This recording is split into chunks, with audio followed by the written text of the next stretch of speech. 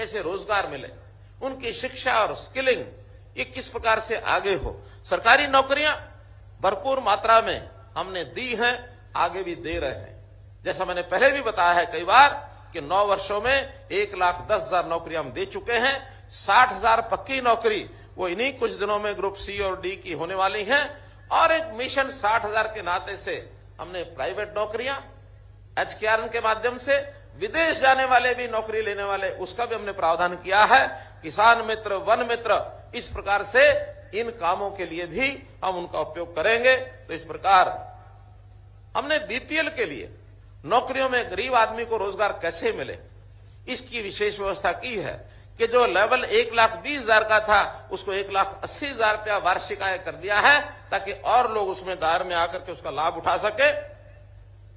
Ease of doing business, इसमें हम top achievers में हरियाणा जो है पहुंच गया है।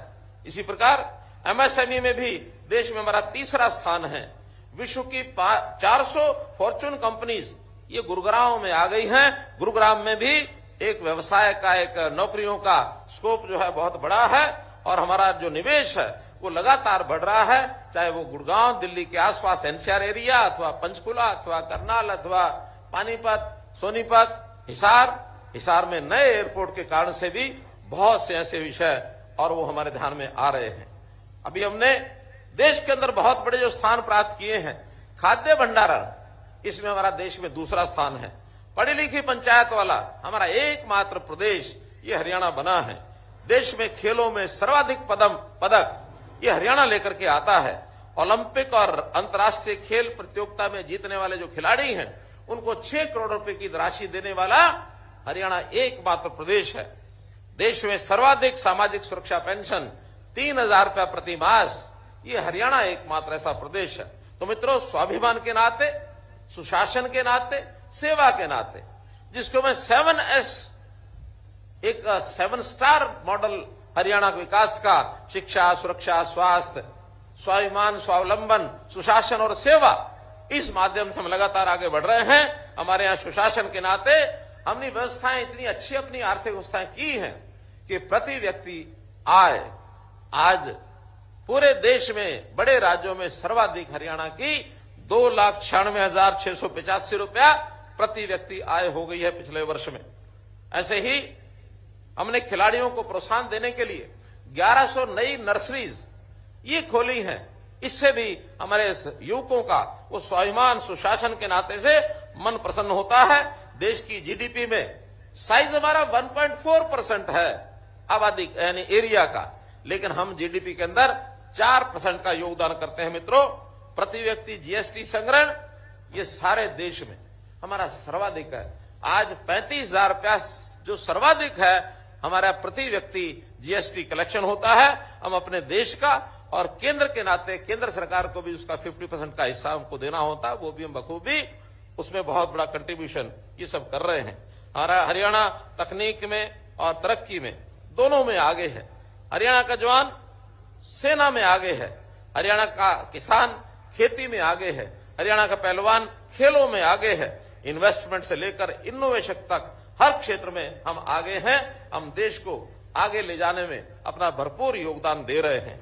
भाइयों बहनों, गणतंत्र का अर्थ होता है कि जनता की भागीदारी और जनता को उसके घर बैठे सेवाएं देना। हमने परिवार पहचान पत्र बनाकर जनता के घर तक पहुंचने का जो कार्यक्रम किया है, ये है हरियाणा में वास्तव में लोकतंत्र। लोकतंत्र केवल कहने का विषय नहीं है। लोकतंत्र में, गणतंत्र में, गण यानी जनता, तंत्र माने शासन। लोकतंत्र में भी लोक यानी जनता, यंत्र माने शासन। तो वास्तव में लोगों की भागीदारी, उनके घर तक पहुंचने का हमारा जो काम, इसके लिए हमने बहुत से जो कार्यक्रम किए हैं। हमने पंचायतों को और अधिक दिए हैं, अधिकार दिए हैं, और पंचायतों में शुचिता लाने के लिए ई-टेंडरिंग के हमने की व्यवस्था की है।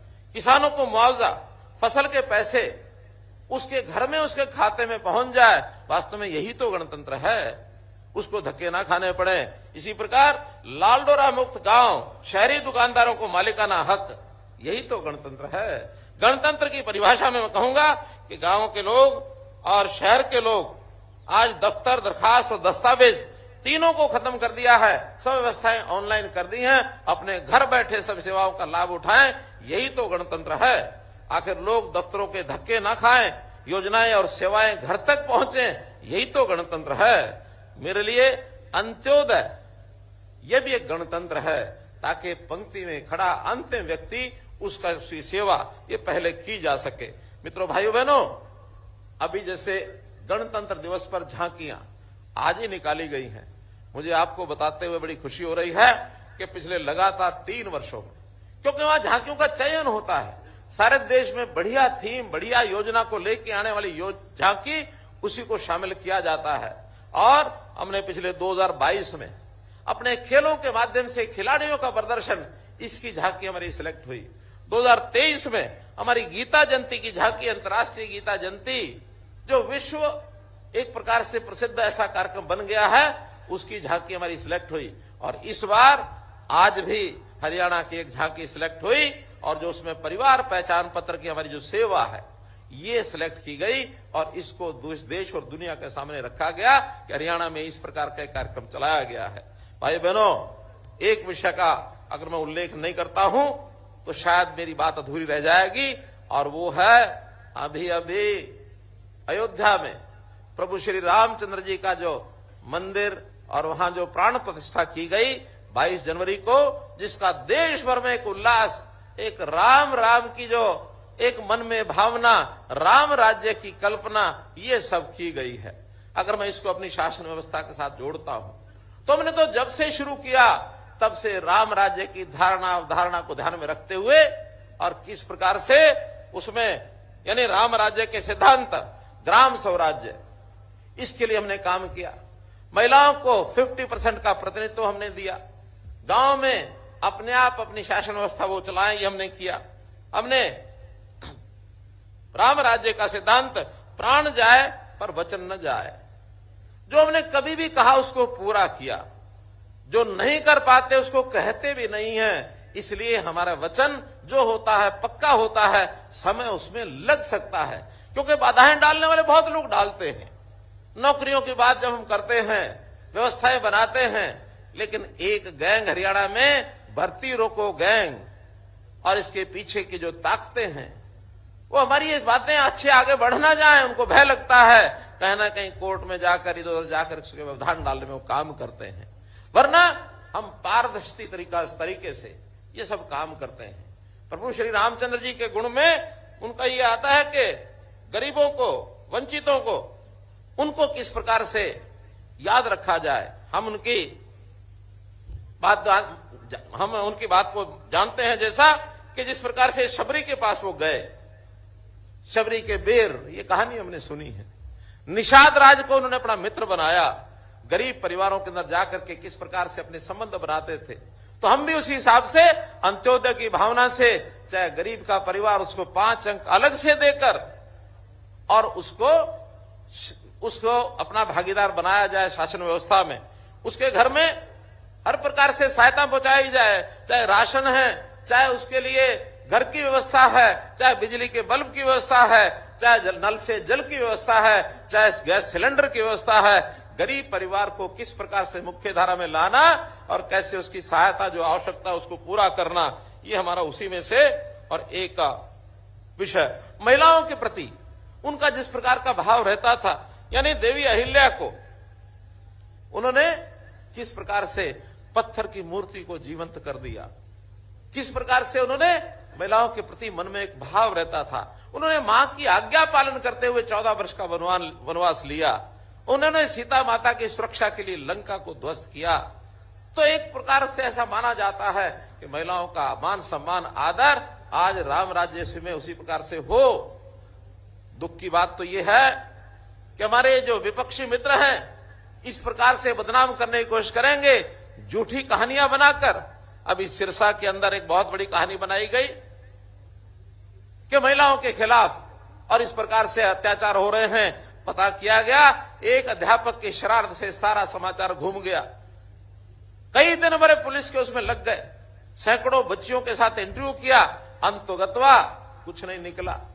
अभी पिछले दिनों में एक और उन्होंने इसी प्रकार की घिनौनी हरकत को सपोर्ट करना शुरू किया। यमुना पंचकुला की कोई घटना बताई गई जबकि उसमें कोई तथ्य पाए नहीं गए हैं। अनोनिमस शिकायतें करके और बात को बतंगड़ को आगे बढ़ाना और उसके बाद लगातार बिना जांच के ये पॉलिटिकल पार्टियां और उसको लेकर के आगे बढ़ जाती हैं। केवल एक ही हेतु होता है कि किस प्रकार से सत्ता को बदनाम किया जाए। मित्रों, मैं आपको आपके माध्यम से मैं हरियाणा की जनता को विश्वास दिलाना चाहता हूं कि बच्चियों के साथ किसी प्रकार का अपराध होगा, 12 वर्ष तक की बच्ची के साथ अपराध हुआ, शोषण हुआ, तो उसको फांसी की सजा करने वाला हरियाणा पहला प्रदेश है। हम कहीं भी किसी प्रकार से अपनी मां बेटियों की रक्षा सुरक्षा करना, उनका सम्मान करना, ये हमारा पहला दायित्व है। मित्रों, भाइयों बहनों, सभी को न्याय मिले, किसी के साथ अन्याय न हो। भगवान राम ने ये भी किया, रावण को, आतताई को अन्याय के विरुद्ध बदला लेकर उसका वध किया। ऐसे ही हमने भी अन्याय किसी के साथ ना हो। अगर मैं देखूं तो नौकरियां मिशन पर देने के पीछे उद्देश्य यही है कि अच्छे बच्चे पढ़ाई वाले, उनके साथ अन्याय होता था और ये पर्ची खर्ची वाले आगे बढ़ जाते थे। बहुत विरोध के बावजूद आज हमने लागू किया कि नहीं, मेरिट के ऊपर ही नौकरी मिलेगी। हाँ, यदि कोई कमजोर परिवार का व्यक्ति है तो उसको 5% अंक अधिक दिए जा सकते हैं, सबको बता के दिए जा सकते हैं, छुप करके नहीं दिए जा सकते। तुमने एचकेआर में भी नौकरी गरीब परिवार को पहले देने का काम किया ताकि उसके घर का गुजारा ये चल जाए, किसी प्रकार से अपने पैरों पर खड़ा हो जाए। तो सबको न्याय देने के नाते से हमने चाहे ऑनलाइन ट्रांसफर हो, चाहे हमने करप्शन खत्म करने के लिए इतने कदम उठाए हैं, एंटी करप्शन ब्यूरो बनाया है। और आज धधकते हैं लोग, घबराते हैं कि कहीं पकड़ा ना जाऊं, कहीं मेरे खिलाफ कार्रवाई ना हो जाए। हमारे सब विभाग करप्शन को दूर करने के लिए और सजग हैं, उस नाते से आगे बढ़ रहे हैं। हमने कास्ट बेस्ड पॉलिटिक्स को खत्म किया, हरियाणा एक, हरियाणवी एक, इस नारे को हमने दिया। हमने क्राइम को खत्म करने के लिए हमारे पुलिस विभाग के लोग, अन्य एजेंसियों के लोग लगातार काम कर रहे हैं, जिसके ऊपर कोई समझौता कभी किया नहीं जाएगा। तो भाइयों बहनों, हरियाणा भी जो है इस नाते से पिछले 9.5 साल में अपने एक प्रकार से आगे बढ़ने की जो हमारे एक संकल्प है उसको लेकर के आगे चल रहे हैं। हाँ, आज के दिन मैं कुछ घोषणाएं भी करना चाहता हूं, छोटी बड़ी कुछ भी हो सकती है जनता के लाभ के लिए, जिसके अंदर सबसे पहले तो मकान के नाते से प्रधानमंत्री आवास योजना के बाद हमने मुख्यमंत्री शहरी आवास योजना के अंतर्गत एक विज्ञापन के माध्यम से लोगों से 2 प्रकार की उनकी इच्छा पूछी है। कोई प्लॉट सरकारी सहायता के माध्यम से, कुछ पार्टिसिपेशन प्लॉट होल्डर का होगा, कुछ सरकार का होगा, उस नाते से, और 1 लाख के लगभग लोगों ने अप्लाई किया है कि हमको प्लॉट छोटा मिल जाए, जो बेघर लोग हैं, गरीब लोग हैं। ऐसे ही मकान के नाते एक छोटा फ्लैट मिल जाए, ऐसे भी इतने ही लोग हैं जिन्होंने अप्लाई किया है। तो 1 फरवरी से 11 शहरों की उस योजना का पहला चरण है, 11 शहरों का पोर्टल खुलेगा, जिसके अंदर 30 गज का प्लॉट, उनको जो मामूली राशि है वो जमा करा करके उसमें भागीदारी कर सकेंगे। और इसको बहुत जल्दी हमने चिन्हित जगह कर ली है, उनको एक प्लॉट दिया जाएगा, बैंकों से लोन लेके दिया जाएगा। केंद्र सरकार और हरियाणा सरकार का अपना योगदान होगा ताकि वो थोड़ा पैसा लगा करके भी अपने प्लॉट पर अपना मकान बना सके। इसी प्रकार हमने गरीबों के लिए, किसानों के लिए और अटल कैंटीन खोली है। उन अटल कैंटीन में जो हरियाणा मार्केटिंग बोर्ड है, उस हरियाणा मार्केटिंग बोर्ड में अभी तक 25 मंडियों में ये कैंटीन चलती है, जो 5 महीने चलती है। अभी हमने तय किया है कि 15 और मंडियों में इस प्रकार की कैंटीन खोली जाएंगी और 5 महीनों के बजाय वो साल भर चलेंगी। अब साल भर के लिए 40 कैंटीन के अंदर, और ये व्यवस्था अगले महीने 1 फरवरी से शुरू हो जाएगी। ऐसे ही बिजली बिलों की व्यवस्था, बहुत बड़ी मांग थी कि 2 महीने के बिल की बजाय हर महीने बिल आना चाहिए।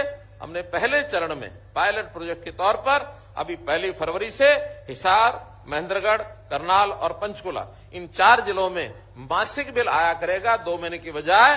तो उसमें 1 महीने में जो रीडर है, मीटर रीडर, वो जाएगा, और बीच में अगले अल्टरनेटिव महीने में जो कंज्यूमर है वो खुद अपने ऐप के माध्यम से, टेलीफोन के माध्यम से घर की रीडिंग को वो भेजेगा, ताकि व्यवस्था में सुधार भी रहे और लोगों को लाभ भी इसका मिले। करनाल के नाते से अभी हमने हॉकी स्टेडियम कैलाश नगर नगर निगम करनाल के अंदर उसका उद्घाटन 24 जनवरी को किया है। इसकी भी मैं आपको बहुत बहुत बधाई देता हूं करनाल वासियों को। 18 करोड़ का ये जो एक इंटरनेशनल लेवल का स्टेडियम, हॉकी स्टेडियम, इसका उद्घाटन हो गया है। इसके ऊपर आगे के कार्यक्रम हम करवा करके इसका लाभ उठा सकेंगे। डॉक्टर मंगल सेन जो ऑडिटोरियम है, डॉक्टर मंगल सेन ऑडिटोरियम में एक बड़ी जो मूर्ति है, उस बड़ी मूर्ति का स्टैच्यू का एक घोषणा मैं करता हूं। वहां एक स्टैच्यू लगाया जाएगा और इसी प्रकार से हमारी जो बहन वैज्ञानिक कल्पना चावला, इनके नाम का एक स्टैच्यू, और ये जो medical college Kalpana Chawla medical college है, उसके अंदर एक स्टैच्यू इसको लगाया जाएगा। और मैं समझता हूं कि बहुत जल्दी हो सकता है 1 महीने के अंदर अंदर इन दोनों स्टैच्यू को लगाने का और हम प्रावधान करेंगे। मित्रों, हरियाणा के नाते से जो मैंने बातें बताई, हरियाणा का समाज बहुत ही परिश्रमी पराक्रमी समाज है और पराक्रम और अपने मेहनत के साथ नए नए मापदंड खड़े करता है। मैं से 4 लोगों को बहुत बहुत अपनी ओर से बधाई देना चाहता हूं, जिनका नाम कल ही पद्मश्री की लिस्ट में आया है। उसके अंदर एक है कलाकार महावीर गुड्डू, उनको पद्मश्री से सम्मानित किया गया है। ऐसे ही सामाजिक कार्यकर्ता है सिरसा के गुरविंदर सिंह, वो एक ऐसा है बच्चों का जो दिव्यांग बच्चे हैं, उनकी सेवा का एक बहुत बड़ा प्रकल्प चलाते हैं। हालांकि स्वयं भी वो दिव्यांग हैं, उसके बावजूद एक सेवा का बड़ा काम वो करते हैं। उनको भी पद्मश्री से सम्मानित किया गया है। हमारे यहाँ कृषि वैज्ञानिकों की बड़ी श्रृंखला है, तो 2 कृषि वैज्ञानिक श्री हरिओम जी और श्री रामचंद्र सिहाग जी, इन दोनों को भी पद्मश्री से सम्मानित किया गया है। इन चारों को बहुत ही मैं बधाई देता हूं। अंत में आप लोगों से सबसे मैं अपील करूंगा कि हरियाणा के इस बढ़ते प्रगति के अंदर हम सब लोग भागीदार बने। सरकार की योजनाओं में, चाहे वो ईज ऑफ लिविंग के नाते से नई योजनाएं हम बना रहे हैं, चाहे वो अन्य प्रकार के सरकारी कार्यक्रमों में भागीदार बनेंगे, तो निश्चित रूप से हरियाणा सद्भाव, सौहार्द, समान विकास, समरसता, सहिष्णुता, इस ओर एक खुशहाल समाज हरियाणा का बने। हम अपने जीवन को सरल और सुगम, सुरक्षित ये बनाए। अमृत काल चल रहा है। ये अमृत काल 25 साल की योजना का, जिसमें प्रधानमंत्री जी ने 2047 तक इस अमृत काल की संकल्पना की है, इसमें अपने सब योजनाओं में भागीदार बने और इसके अंदर भागीदार बन करके हरियाणा की प्रगति के अंदर सहयोग करें। अंत में माननीय अटल बिहारी वाजपेयी जी उनकी कविता की 4 पंक्तियां बोल करके मैं अपनी बात समाप्त करूंगा। हम पड़ाव को समझे मंजिल, हम पड़ाव को समझे मंजिल, लक्ष्य हुआ आंखों से ओझल, वर्तमान के मोहजाल में आने वाला कल न भुलाएं, आने वाला कल न भुलाएं, आओ फिर से दिया जलाएं, आओ फिर से दिया जलाएं। मेरे साथ बोलेंगे, जय हिंद, जय हिंद, जय हिंद, जय हिंद, जय हिंद, जय हिंद। धन्यवाद।